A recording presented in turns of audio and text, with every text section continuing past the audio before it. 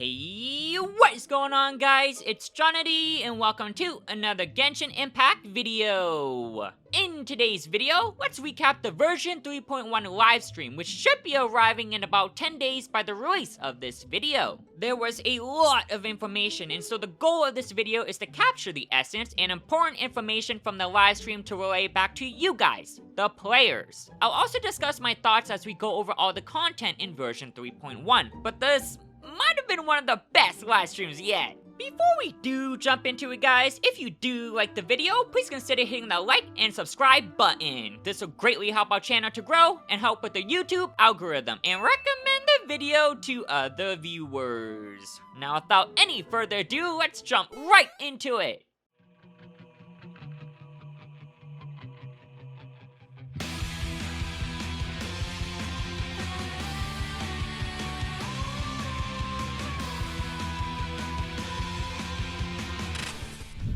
Now, this was a bit of a surprise, but the livestream was actually done by Hoyoverse with a very familiar face, Dawai.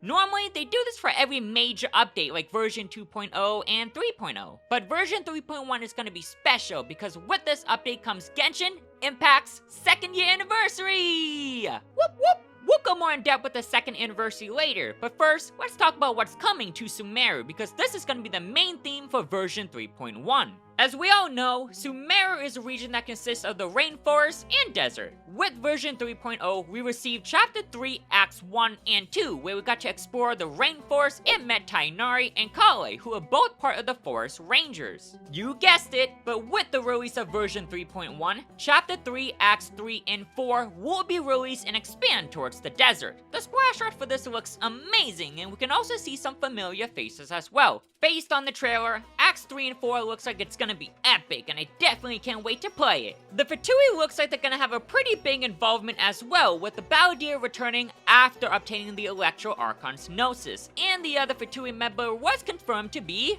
the Doctor. There were a couple mentions of him previously, but this will be the first time he makes an appearance. Now, you guys didn't think I forgot about these new characters here, did you? That's right, in version 3.1, Candace, Sino, and Nilu will be released. We won't go in depth with what every character does like we normally do for these livestream recaps, but I'll mention a couple notable things that stood out to me about each character and my first impressions. First, let's take a look at Candace. Candace is going to be a 4-star character who wields the polearm as a weapon and has the Hydra Vision. She also has an awesome shield as well, which helps aid her to defend Aru Village. Overall, her design is really nice, and her attire definitely resembles that of someone from the desert. She has a beautiful coat scheme of bluish purple with some gold. If you look closely as well, you can also see that her eye color is different from the other, which really captivates the audience. The gold eye is a representation of Candace's backstory as a half-blood descendant of the Scarlet King. Definitely some spicy stuff, and you can expect to see her make an appearance in the Archon quest. Now, mechanic-wise, her elemental skill is pretty similar to Yoon Jin, which has a charge time that forms a shield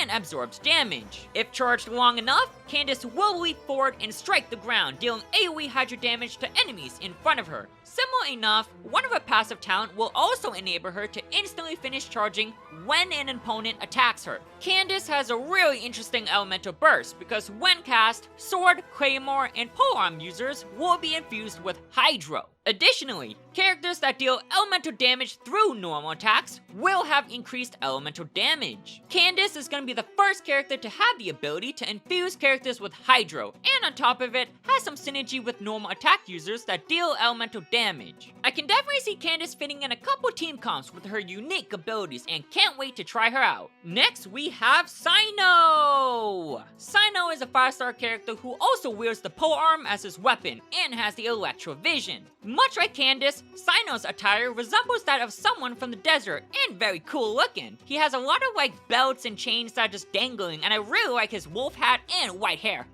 Kind of resembles that of my boy Razor.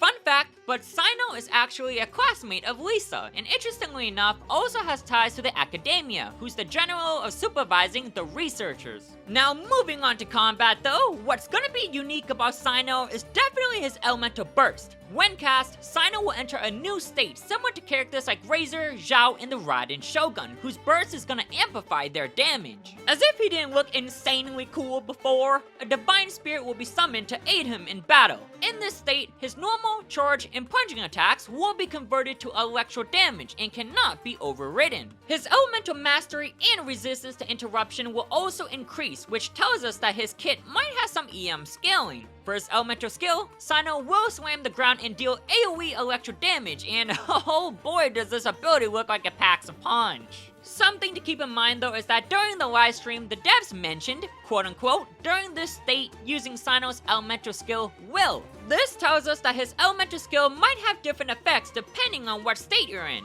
You'll occasionally see an eye effect as well on the screen. This effect is caused by Sino's passive talent, which will fire off a couple projectiles after using his elemental skill. Additionally, it'll also increase his elemental skill's damage. Guys, I am super excited for Sino. He definitely has one of the most explosive animations. For those of you guys who have followed the channel closely, you guys know I'm a huge fan of using normal attacks. It's one of the reasons why Razor is one of my favorite characters, and why attack speed is my favorite stat in the game. Sino looks like he's gonna be explosive, and I definitely can't wait to try him out. The next and final character we'll be receiving in version 3.1 is gonna be none other than Nilou. Nilou is gonna be a 5-star character who wields the sword as her weapon and has the Hydra Vision. Travelers might recognize Nilou from Chapter 3 Act 1 as the dancer for the Sub-Zerus Festival, but soon you'll be able to add her to your team. As a dancer, her attire is very charming and looks very elegant. To reflect her dancing techniques, her elemental skill has 2-step designs. As you cast the elemental skill, the third attack or step you do will determine what stance Nilou will enter. If you perform her normal attack on the third step, she will enter the sword dance state and shoot a wave of Hydra called Luminous Illusion towards the enemy. Additionally, her normal attacks will be converted to sword dance, which will deal Hydro damage.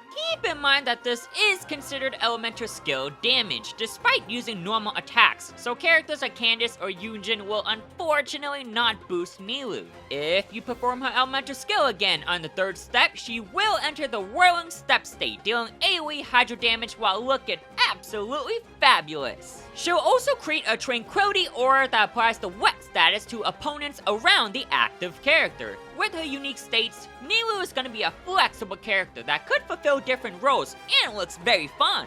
Next, her elemental burst will deal AoE Hydro damage and mark opponents. After a short period, opponent's mark will take another instance of Hydro damage. Looks like she has some synergy with having Hydro and Dendro characters in the party, so you could probably do some fancy team comps with that. Overall, all 3 characters are awesome and have a totally unique playstyle that I'm sure travelers will appreciate. New story quests will also be available for both Nilou and Sino, so travelers can get to know more about both characters. Hey, Johnny, get on with it! We want to know about the banners that are coming to version 3.1!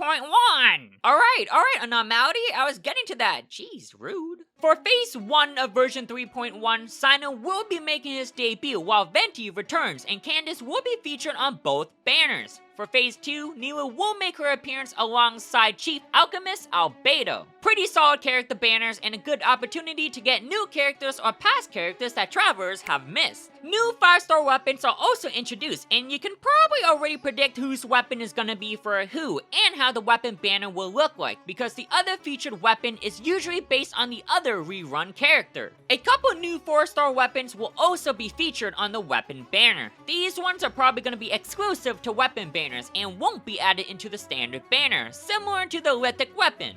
I'm personally excited about the character banners because in one of my previous poll videos, I skipped on Venti because I reached C6 on all of the featured 4-stars, and boy am I super glad I did, because now I have a chance at getting some constellations on Candace. We'll definitely need some extra firepower because there's gonna be new bosses as well. A boss with a super long name and the Aeon Blight Drake. Looks like a couple new types of rune enemies and a deadly one at that. Now what's a new version without any events, right? in version 3.1, an event called Of Ballads and Brews will feature our boy Razor? Holy crap, when I saw this, guys, I was super stoked. If memory serves, I believe his last appearance was during the first Midsummer Island, so it's been ages since we've seen Razor. What's cool is that this event will tell us more about Razor's origins, and Hoiverse said that it will be a story about family and friendship. Razor, Sino, wolf theme, white hair, Electro? I wonder if there could be something going on there. Probably not. It's nice to see Razor get some love though, because he hasn't really made any big appearances as of late. This event will also consist of 4 game modes, a different variety with some modes that we haven't seen yet. There's one where you chase away boars, do some combat with enemies, open up your own store, and go treasure hunting, which is scattered all across Mondstadt. For clearing this event, Travis will be able to obtain the 4-star polearm Missive Wind Spear, along with its weapon refinements and the usual goodies like Primo Gems. There are a couple more events as well, which will display the beautiful infographic of Hoiverse here, but I will mention that after the version 3.1 update, when travelers clear 4 Chamber 3 of the Spiral Abyss, you will be able to invite Kale to join your team, similar to how Xiangling was. This is really generous because there's already an ongoing event that's currently available for travelers to invite Kale, so this will probably give most of us C1.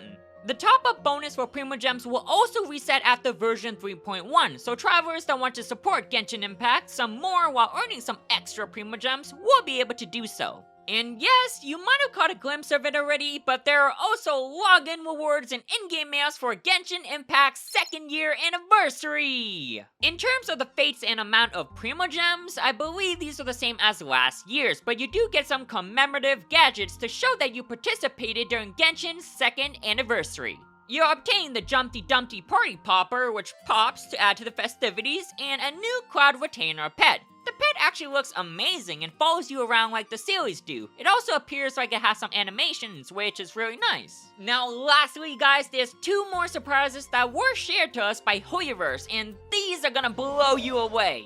You heard it here, folks, but the famous Genius Invocation TCG is coming to Genshin Impact! Genius Invocation is going to be released in version 3.3 though, but is a new permanent addition towards the game. This seriously blew me away, and I was so excited when I saw this. I play some trading card games like Yu-Gi-Oh, so it's nice to see a trading card game implemented in Genshin as well. The cards have some crazy animations that represent the character's abilities, and looks like you can invite different characters and NPCs to play. Cards can also be obtained from gameplay, so travelers don't have to worry about spending. I will say though that I was a little sad to find out that it's mainly going to be a PvE mode. You can battle with your friends, but there aren't any PvP rewards or anything. Still, I think this is a great addition for Genshin though. Adding more activities will definitely give players more things to do, similar to the Serenity Pod, so I really appreciate Hoiverse taking the time to come up with something unique. Now, it's no secret that Hoiverse does an incredible job with the animations, as seen by Tsubaki and Thawing Snow, A Winter Night's Lazo. Well, Hoiverse decided to take one step further and team up with Ufotable. For those of you guys who don't know who Ufotable are, they're a Japanese animation studio. That's right, Genshin Impact is getting its own animation series. This is fantastic news for many players. Many of us have waited a long time for a Genshin Impact anime, and it's finally happening. If it also follows the Genshin Impact lore, then this is going to be incredible for players that don't quite understand the story or want to revisit the story without making a new account. They are calling it a long-term project launch, so I wouldn't expect this project to complete anytime soon. But this is still great news and something for travelers to look forward to in the future. Seriously, I can't believe it's almost 2 years already. Genshin Impact has definitely been a blessing and changed my life in many ways. Something that was really awesome to see was Hoiverse including some of the voice actors to say a special message. I respect and appreciate the voice actors so much, and the cast is only getting larger. I hope that everyone has a wonderful 2nd year anniversary and continue to support Genshin Impact, because Hoiverse has a lot of future content in store for us. Let me know what you guys are most excited for about this live stream. Personally, I can't even decide myself because I'm excited for so many things, but I'm curious to hear what you guys think, so do tell in the comment section below. Alrighty guys, thank you so much for tuning in. If you did enjoy the video, be sure to smash that like and subscribe button. Don't forget to also turn that notification bell so you don't miss on any newly released videos. I've been Johnny D, and until next time, I'll catch you guys in the next one!